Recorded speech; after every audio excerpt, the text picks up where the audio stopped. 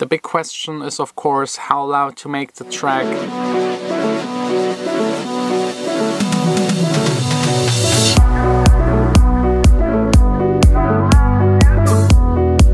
Ciao, ciao. So today starts off a little bit later. I went yesterday to a party. Actually, I should do a hangover story time, but I really want to finish the last touches of a couple of my tracks. And as you can see, the weather is really bad. It's raining, it's windy, it's gray outside, so there are not really other options than just going to the studio and working. It's almost like having a second shower.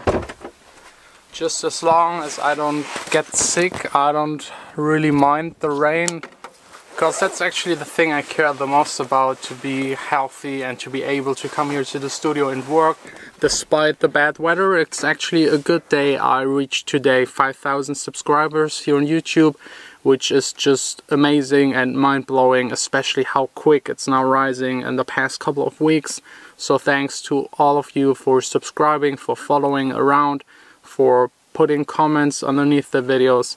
It's really a pleasure, it makes a whole lot of fun, and I have a couple of nice things planned for the vlog, but more on that later. Now it's time to make music and maybe get my hair dry. Okay, now it's time for music. So the fall track that I showed you yesterday is almost complete. I did the mixing with the Neutron plugin. If you don't know what it is, just check out yesterday's video. It's really amazing to do the mixing a lot easier and a lot faster. It's kind of suggesting you what you can improve in the mix, and it's really just amazing. Today it's about double checking everything I've made and also getting the track to a loudness, not really master it, but just get it loud enough so that I can send it out to other producers, DJs, friends, my management, to get feedback from them. Or this loudness might be also good to send it out to labels. You don't really need to master the track before sending it out to a label.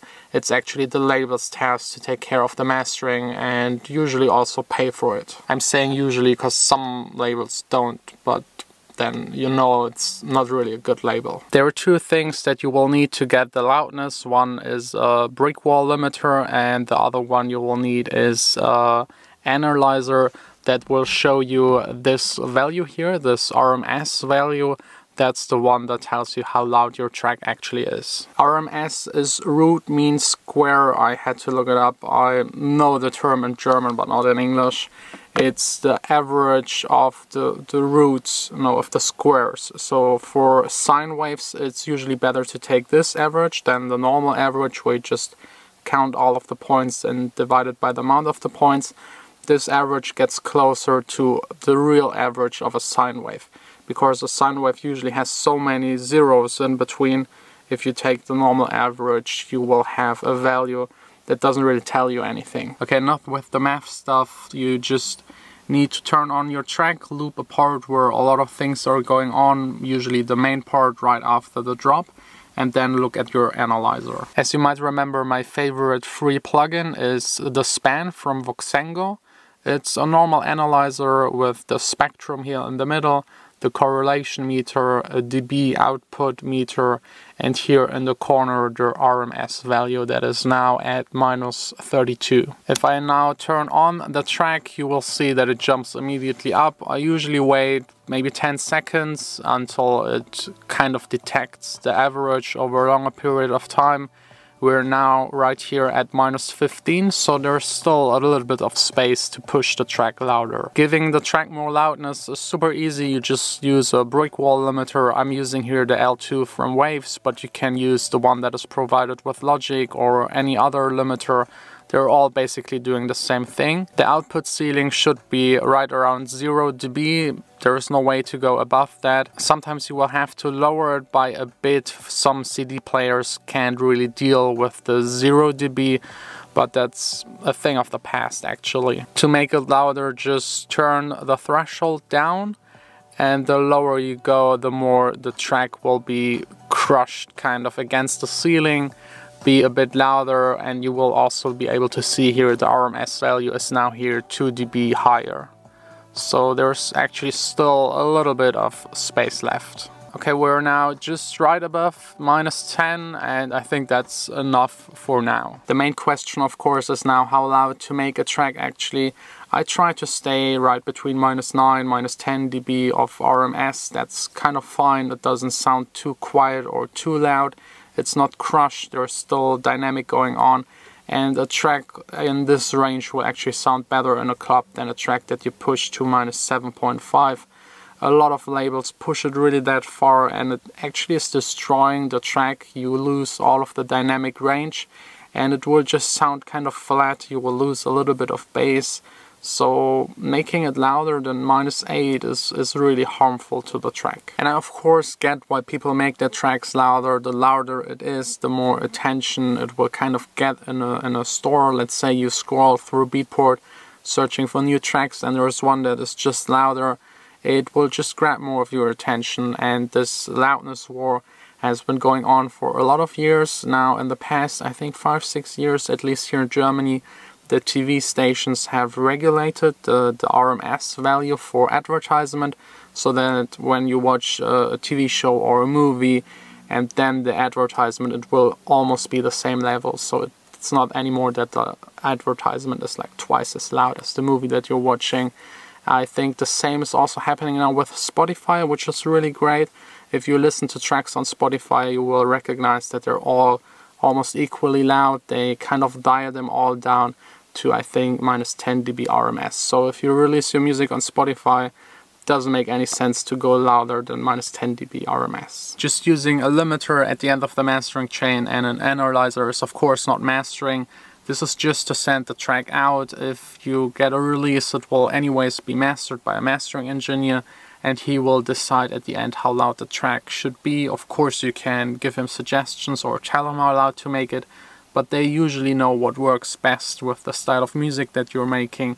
They are mastering 10-20 tracks a day, so they really know what is the best option for you. If you don't really know how loud to make your tracks, just grab a couple of your favorite tracks, drag them into your DAW, put the analyzer on top, and you will immediately know how loud they are actually, and just use that as a guidance. Really don't go above 8, 7.5. So that's actually already all there is to the loudness thing. If you make other music than electronic music or pop music or hip-hop music, the RMS value should be a lot lower. If you make classical music, acoustic music, the dynamic range is way more important than having a loud track. Also, let me know what you think about this entire loudness war topic and how loud you actually make your tracks. For me, it's now back to the fall track, correcting some small mistakes, and then back to the beginning of the end track, doing the mixing all over again. I learned yesterday so many new things using the Neutron plugin that I want to apply to the older track. This kind of keeps on happening a lot to me, so I always go back to my older tracks, but I'm pretty sure this is also happening to you. I think that's super normal for any music producer.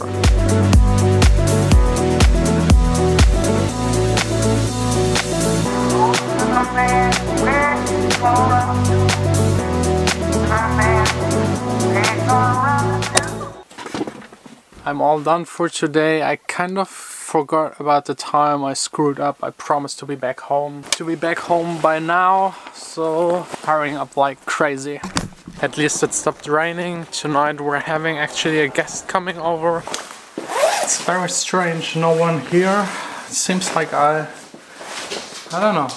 And if any one of you has a tip how I can prevent my lens from getting all foggy, changing from cold to warm, please let me know. It's a bit annoying. Where is Vanessa? That's now the question. No, just voicemail, but I think I can hear her in front of the door. Hello. Hi. Hi. Hallo. Sitz. Ist cool, oder? Sitz. Okay, fang. Nein, nicht die Foto. Und hopp mal hoch.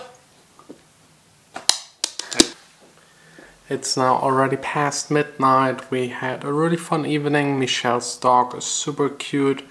I tried to make him do a roll on the floor. He refused, but only when I was asking him. Platz. Platz. Und roll. Na, das ist nicht. Michelle got him to do it, of course. Vanessa as well. Mach Rolle dann in die Richtung. Oh. And now I'm going outside again. A friend of mine is DJing tonight. He invited me over for free drinks. I don't really want to go, it's really cold outside, but I promised him, so it's time again for one of these crazy German techno clubs. Pfötchen? Sehr gut. Oh, dein Pfötchen ist nass. Ja, Entschuldigung, komm von draußen rein. Wo soll ich das denn wissen?